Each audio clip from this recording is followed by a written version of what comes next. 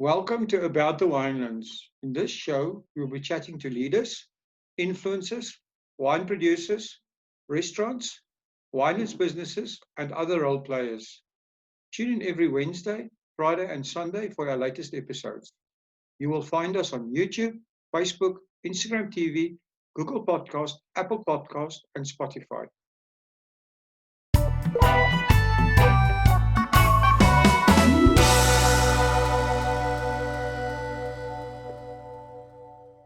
Good day, everyone, and welcome back to About the Winelands. Today, I'm speaking to Philip Myburgh of the Meye. Welcome, Philip, to About the Winelands. Thank you very much. Good to be here. Well, it's such a pleasure talking to you. I've been to you. I've been to your place, which is absolutely beautiful. And, I've always thought it would be great to actually interview you. So can you tell us a little bit of the history? I mean, you're the fifth generation Myburgh on your farm. Tell us a bit of your history and, yourself also, how you got involved in the wine industry and of the Meye. Yeah. I always say fifth generation to be farming in the area because I'm not, part of the farm is part of the old family farm, but as most family farms, pieces were different family members took over different sections and some were added on, etc. But let's say farming in Mulservlei, fifth generation. So it's, let's say where we are now, the part where the cellar is, that was added on in 1980. My father did that. My cousin's farm next door to me at Stellenbosch, and which is very nice to have. There are a lot more family members in the area, which is, one is rather lucky having being in the same area for a long time, and farming with family next door. And there are also friends that are other families, not related, that have been farming in this area, the Starks, the Cedarwalls, also for a few generations. So there's quite a connection in the area. Well, that's awesome. Have you always been farming with vines? The farms, are, like most farms in the past, were very mixed. We've only been solely vineyards for the last, I'd say, 15 years. When probably not. Every now and then we plant vegetables, etc., but not on a large scale. We do have lavender, which is also not on a large scale. But before that, the farming was very mixed in this area. There was always vineyard, but with, say, dairy, vegetables, fruit trees. You pretty much cattle and chickens, pigs. So whatever, and sheep, whatever you can think of, they farmed with. I think my father farmed with everything. Whenever he thought of a new idea, he started farming with it, which is probably wasn't the best thing to do, but because you couldn't, bit of a jack of all trades in the end. You should focus on a few things, I think. That's what we thought. But then you have a look at the other point of view and you think, have all your eggs in one basket. I don't know. So I don't know what the answer is. I think that answer has changed a lot now. There's a lot of people that focus on the tourism industry in the whole business and never thought that the worldwide tourist industry would come to a standstill. So, that all the eggs in one basket theory has been tested severely in, with what we're having at the moment. You're right. I think up until sort of a week before they announced we were going into lockdown, let's say for Meye, our most stable income was call it the hospitality side. Whereas when I say hospitality, cellar door and restaurant and venue income, and within 10 days that was non-existent. That's amazing. Yeah. So, unfortunately, you have a bit of a diversified business, and I'm interested to hear more about the lavender. I mean, you're bringing a bit of France into South Africa. So, did you start cultivating the lavender? And actually, what I'm interested in is, where do you actually sell this? Yeah, so the lavender, we started off just planting lavender for oil, and my thinking was probably close to 20 years ago now. It's always remained small. It's never, my idea was that if you're farming, that you could add value, that you could make products with your lavender, with the lavender oil, added to different things, which quite honestly I haven't done. So we've just been selling the oil to a few health shops and from the farm. And my thinking was as well, wine is very expensive to move around. If you have it to courier it somewhere, it's costly. Lavender in a 10 ml bottles it's very affordable to move around.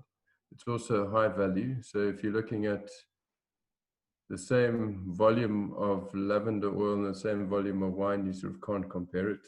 It's very valuable. So I also thought it was something different to do, although there are a few farms that have it now, so we're not unique. Then a few years ago, we started planting a different variety, which we sell as cut flowers. So that's a lot simpler. We started last week. We pick and bunch, and we sell it just very much locally in Stellenbosch to the few shops, delis, etc. And it's kind of a nice extra business to have, particularly in the winter. And it's also something if we're dropping off wine, it's very easy in Stellenbosch, it's very easy to have a bit of lavender, a few lavender bunches in the vehicle and doing that at the same time. It doesn't, they work well together. Yeah, so that's interesting. So, I mean, your like you said, your hospitality business. Tell us a little bit about that. You have a restaurant called The Table. I've been there. It's very, very nice. And then, what type of events and stuff do you actually host? Yeah. So when I say hospitality, it's the table restaurant doesn't belong to us. It doesn't belong to the Meye, although it is on the Meye. It belongs to Brendan and Lee. They took over the restaurant in September last year, and it's been going for 9 years, over 9 years now, excluding this period with this funny period we're going through at the moment. But it's been going for over 9 years. And when you ask what other events?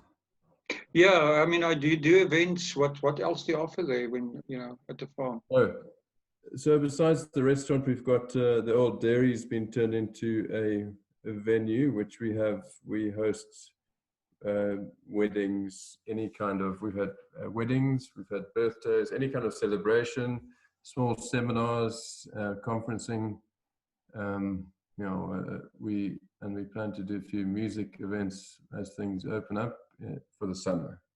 How popular is live music in the wine areas?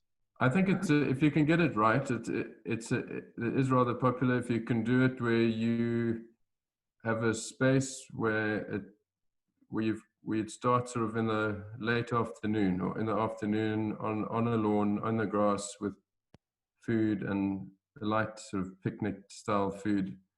I think that's quite popular. And it will go on until sunset, but not much later, because I get the idea that people don't really want to go out too late when they've got to drive. I think you're right. I think it's harder to if your hours are later at night, it's harder to get a big enough crowd to make it a viable event.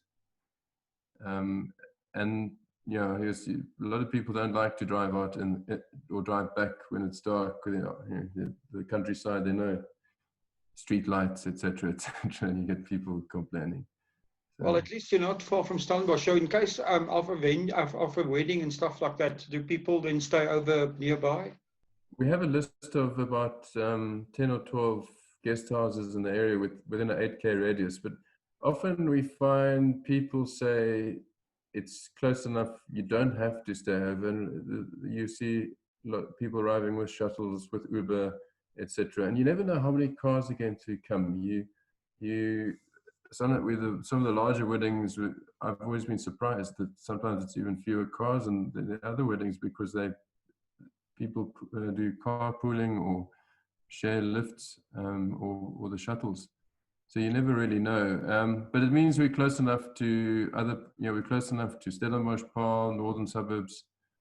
They're just around the corner. Oh, that's great. So Philip, your wines. Who's your winemaker at the Meye? Okay, so at the moment, Francois Hosbrook. So at the moment, so Francois Hosbrook's a winemaker, and he, we Francois is an old friend of mine, and we do sort of a collaboration, probably for lack of a better word. So he still makes his own wine, and under the name Blackwater. So we offer him the facility. So he uses our winery, he's based here, makes his wine, and then he makes our wine for us as well. Oh, that's It interesting. just, and yeah, I think I suppose it's a different way of doing it. It doesn't work for everybody to do it that way, but for me, it works for us for now. Yeah. So the philosophy that goes into the winemaking, what would you say is the main thing that you guys look at? I think, yeah, so Francois done his second vintage here. I would say our approach has changed quite a bit from previously. And we are, let's say, the first red wine that's solely Francois wine, let's put it that way, under Francois, is our 2019 Syrah, which is, it's unwooded. It's, which is quite different That's but it's, interesting, yes. yeah, lots of fruit. I don't know how else to just I don't know how else to explain it. Sort of lots of fruit. It's juicy. To me, it's a completely different style. We call it Syrah as opposed to Shiraz, which in the past we always referred to it as Shiraz. It's a complete different style, but it just seems to work so well, and it's just been selling so well. So is this It's, also a fact that you could, this is, you don't have to wait to drink it. It's easily drinkable at a younger age. it's That's one of the yeah, reasons. exactly, and that's what we want. We yeah, that's exactly what we want. We want to produce wines in that style. We still have a Cabernet, which will spend. Cabernet just takes a lot longer to be ready. It spends time in barrel, etc. But I have been most surprised at how this wine turned out, and that's the way Francois does it. And to me, we are very happy with what he's done there. Well, that's interesting. Do you find that the market is changing, with younger people? I mean, especially millennials seem to be more, less interested in the older style of winemaking and looking for something different. I think you're right. I'm definitely not a millennial, but even I'm changing. No, I think you're right. It's definitely like that. And I was listening to a talk the other day and it was three American people Americans are based in very big wineries, and they're the communication, and they were just saying that millennials also, because there was an article quite recently saying that millennials are the biggest threat to the wine industry from the point of view that they're not interested in wine, or not, they haven't taken to wine like the former generations have. I suppose there's just too much choice. But what they also said was, with millennials, you don't try and fool them. Be honest about it. If it's if you have a virtual cellar or virtual winery, don't pretend there is actually, you tell them it's a brand that you buy in, and you do this and you do that. You don't have to tell them it's on the highest peak, the coolest vineyard, etc., etc. Be honest with them, and that's what they're after: honesty, truthful. Being the truth. I think I'm going off the topic there. No, you're not, because I think also, I mean, part of that truth is things like sustainability and biodiversity, and even people looking at things like vegan wines and stuff like that, which is, is the trend. Yeah. Yeah, I was listening to a thing. I'm trying to think of his name now. The boss of Patagonia, the clothing company. I was listening to an interview with him, and he spoke of, I think I've got the word right, regenerative agriculture, as in where everybody's talking about they're saying, everything is organic and blah blah blah, but it also sometimes at a cost. It's also about, yes, organic, but building up the soil. Often there's still topsoil dust, even that you're growing things organically and etc. etc. But so you've got to go a step further and keeping just putting back more and more than just. I don't think organic is enough. Not that we're organic, but we like the idea, and it's a process that we'll work towards. But you can still build up your soil in the meantime. So that's interesting. I also think that I don't know if I'm making sense. No, it does. But I think that the Cape Winelands has a huge advantage in that, if you go to like the big European wineries, it's almost like a production factory, in terms of they're making huge volumes, and it's not necessarily as tourism friendly as we are in the Western Cape. And it gives us a major advantage because people will still go for the experience, even if they drink a little bit less wine. They're still going to drink, they're still going to buy some wine, but they're also going to experience the environment and all the other things that you can offer in a diversified offering of tourism as a lifestyle, rather than just, buying wine and taking it home. Yeah. I'm almost embarrassed to say I haven't visited enough wine regions of the world to see other, to give a good answer on that. But we're not the only place with smaller wineries. You see many countries with smaller and even smaller than the average one over here, I guess, which somehow seem to stay afloat. I don't know how they do it. I don't know if it's the European or subsidies that they get, but it's that fine line about being large enough, small enough, but that it works. You want to end up being, you don't want to just be small that you got to sell at super high prices because you just, to me that's also not right. Yeah, it's also not, like you say, sustainable over time. Talking about prices and stuff like that, what do you guys have about do you have any specials at the moment, with this whole situation that's going on that you would like to tell us about? We have been doing case specials, and we changed that. If you come and collect, a full case of something, we have a far better price. We'll give you free delivery if you come and collect, right? And we do it directly. Yeah. I'm just joking. The changes weekly because there's been a mad rush, as with everybody, I think, as soon as the things opened up.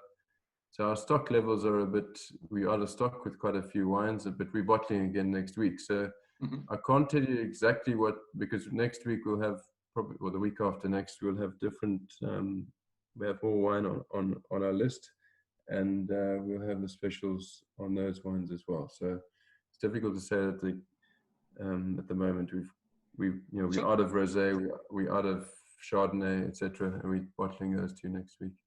So if people want to get information on this, where do they find you where do they get the information from? We do have a website, but the website is busy being redone. Our online shop should be done by the end of this week, I hope. Yeah. Okay, so you have an online shop that's going to be done, and okay, so we'll put the links on the website down in the description here. Where are your wines being sold? Mostly locally? Yeah, we export and local percentage, but we're probably about 50-50 or 60-40 export, and our sort of biggest market is, and so Germany, Denmark, Holland, England, Africa. And then of the local market, we sell more. Most of our sales are done directly from. In the beginning, we wanted to be everything to everybody, and you wanted your wine to be all over. And as things have changed, we've changed, and now Okay. And I'm not saying it's the correct way or the wrong way to do it, but for now, that's how we're doing it. Do you think local sales tourism environment? I see. Yeah, I think it's going to be very important. Obviously, if you have a certain size, export is very important. You don't think you'll be able to, although I've heard stories of surprised you what percentage they sell in the local market. So maybe I'm not as informed as I should be. Important. If you think of, let's say we have few tourists, although I say that I think the tourism will come back quicker than we think. But let's say it is important to be local, probably more than ever to be. It has changed. I don't think you have to be available in every retail store. Yeah, online shop. We should have done that long ago. The situation now is not the same as during lockdown or not. Yeah, the coronavirus. Nothing for the Meye. We do need to improve on our marketing awareness. I've been around making wine for 22 years, and I think we're still one of we're quite the social media. We have to improve on that side of our business largely. As I say, I think we're still unknown, and it's time to. I think everybody's improve on our in the same marketing situation, right? And so that's I mentioned that in wine marketing and that. And so on. I think definitely it's going to. If you look at listening to what those three companies were talking about, if you're dealing with particularly the millennials, then you have to speak to them, and that's the way you speak to them. It's not this traditional way of, but it's the online. You can't not get involved I think your business will die if you don't attract them to your business. Your wine journey has been quite a few years. What have you learned from your wine journey personally? It's been, do you want the honest opinion? It's a hard business. Not saying it's a tough business. It's a very nice business to be involved in. I say from an industry rather. Very nice. It's a really nice people, and they talk. In the wine business, you're part of the same tribe. I think no matter what, retail, journalism, etc., you'll have a common interest, and which is rather nice to treat like that. From the business side, it's difficult. I think no matter what part of the business you're in, it's very capital intensive for people that have, like any industry, some are flying. I'm not saying majority coast along. And please, everybody, don't try and be everything for everybody. I'm repeating myself there. It's so easy to get into the trap of someone's overblowing, and you go, no, we don't. And then you think 3 months later, let's start producing one and sourcing one. It's just just too many. Yeah, don't try and do everything. Oh, that's interesting. So I always ask everybody the same question. Do you have a favorite in the wine industry? I don't have my own quote, but there like in particular is I don't know whose quote this is the art of winemaking is being able to practice your craft. If you can get that right, then you're doing okay. That's quite interesting. I've never heard that before. So that's awesome. I'm not claiming that. So thanks for talking to us. And thank you. Yeah, thanks for chatting to me. Thank you for supporting our show.